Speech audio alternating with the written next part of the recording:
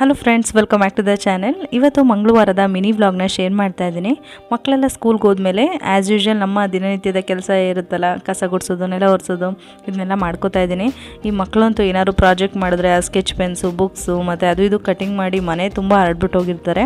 ಅದನ್ನೆಲ್ಲ ಆ ಜಾಗಕ್ಕೆ ಸೇರಿಸಿ ಮನೆಯೆಲ್ಲ ಕ್ಲೀನ್ ಮಾಡೋ ಅಷ್ಟರಲ್ಲಿ, ಟೆರೆಸ್ ತೊಳೆದು ರಂಗೋಲಿ ಎಲ್ಲ ಬಿಟ್ಟು ಮಾಡೋ ಅಷ್ಟರಲ್ಲಿ ಮಿನಿಮಮ್ 2 hours ಬೇಕು.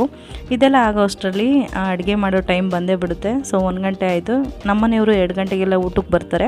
ಅವ್ರು ಬರೋ ಅಷ್ಟರಲ್ಲಿ ಅಡುಗೆ ಕೂಡ ರೆಡಿ ಮಾಡಬೇಕು. ಇವತ್ತಿನ ಊಟಕ್ಕೆ ನಾನು ಹಿತಕ್ಕೆ ಬೇಳೆ ಕೂಟ್ ಮಾಡಿ ಚಪಾತಿ ಮಾಡಿ ರೈಸ್ ಮಾಡಿದ್ದೆ. ಇನ್ನು ಈ ಹಿತಕ್ಕೆ ಬೇಳೆ ಕೂಟ್ಗೆ ನಾವು ಮೆಂತ್ಯ ಸೊಪ್ಪೆಲ್ಲ ಹಾಕಿ ಮಾಡಿದ್ರೆ ಟೇಸ್ಟ್ ತುಂಬ ಚೆನ್ನಾಗಿರುತ್ತೆ. ಇದ್ರ ರೆಸಿಪಿ ಏನಾದರೂ ಬೇಕಿದ್ದರೆ ನನಗೆ ಕಮೆಂಟ್ ಮಾಡಿ, ನಾನು ಯೂಟ್ಯೂಬ್ ಲಾಂಗ್ ವಿಡಿಯೋದಲ್ಲಿ ಶೇರ್ ಮಾಡ್ತೀನಿ. ಟೇಸ್ಟ್ ಅಂತೂ ತುಂಬ ಚೆನ್ನಾಗಿತ್ತು. ಅದರಲ್ಲಿ ಈ ನಾನ್ ವೆಜ್ ಈ ಚಿಕನ್ ಚಾಪ್ಸ್ ತಿಂದಂಗಿರುತ್ತೆ ಇದು ಟೇಸ್ಟು. ಸೊ ಕಮೆಂಟ್ ಮಾಡಿ, ನಾನು ರೆಸಿಪಿ ಶೇರ್ ಮಾಡ್ತೀನಿ.